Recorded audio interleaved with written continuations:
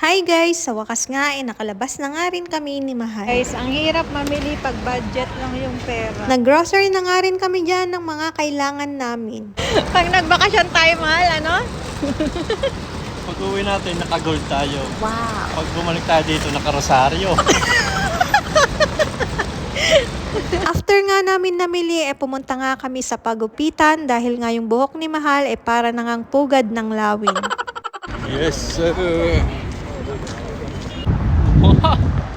Wow! Grabe. 3 months tapos ganyan ka nakapayat. Patatabain kita mamaya. Kakain tayo. Ang galing. Paano mo nagawa yun, man? Ano?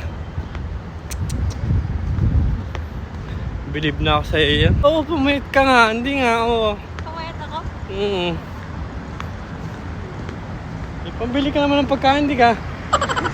Hindi ka lang talaga nakain.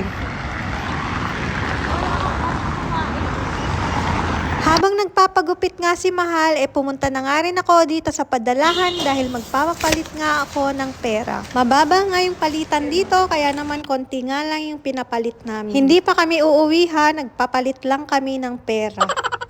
Bumili na nga rin ako ng clip sa buhok dahil yung ginagamit ko nga halos 7 taon na nga sa akin. Ayan na nga at inaantay ko na nga lang si Mahal matapos magpagupit. Sa mga hindi pa pala nakakakilala sa akin, ako nga pala si Nes, nakatira dito sa Qatar.